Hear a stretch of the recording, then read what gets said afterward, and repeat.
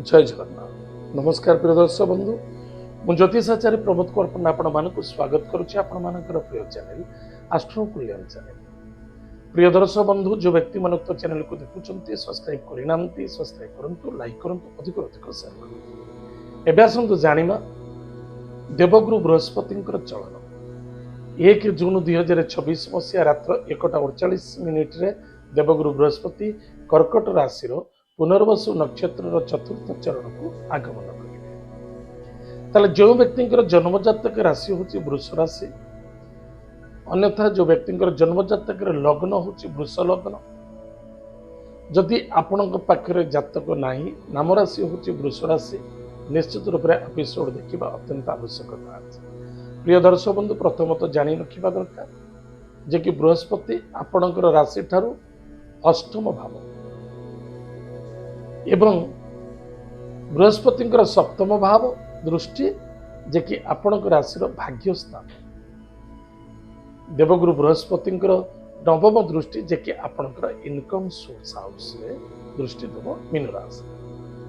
ताले जो व्यक्ति जन्मजातक राशि होची वृष राशि, पराक्रम क्षेत्र रे विजय प्राप्ति हम, भाई भौणी मित्र एमान सहित बेस आनंद सहयोग तो मध्य प्राप्ति हो।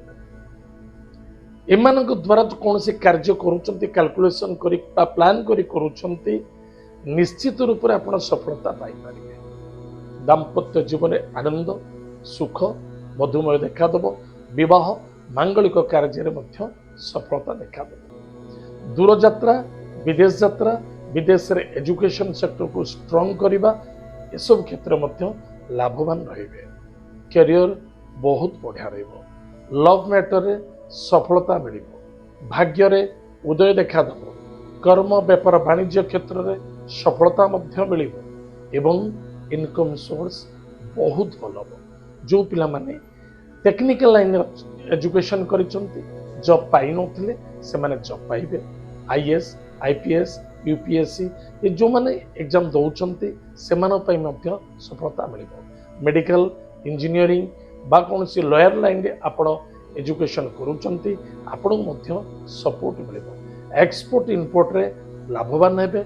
इनकम सोर्स बहुत बढ़िया रहिबो। आध्यात्मिक चेतना वृद्धि पाइबो।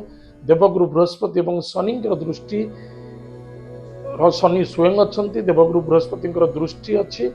एथि निमित्त देवगुरु बृहस्पति कृपारू एवं आपणकर जो भांगी जाइथिबा घर पुनः जोड़ी परिवार रे आनंद सुख शांति दब, आध्यात्मिक चेतना वृद्धि पाइब, सेवा भ्रमण जोग सिद्धि एवं सफलता मध्य प्राप्ति अच्छे।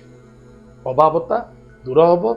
जदि किसी लोन आकार किसी पैसा आपण प्राप्ति करी किसी करने को चाहूँगी चाहूले प्लान कर निश्चित रूप से आपण लाभवान हेबे। विद्यार्थी सफलता अर्जन करेंगे, कार्य सिद्धि एवं आनंद मध्य देखा।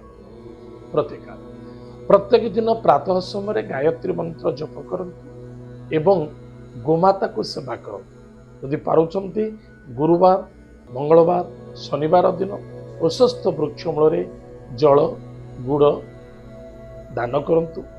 आनंद मिलिबो, सफलता मिलिबो एवं मनोकामना पूर्ति देखा। ताले प्रिय दर्शक बंधु एतला वृष राशि व्यक्ति मानक पाई देवगुरु बृहस्पति चलन।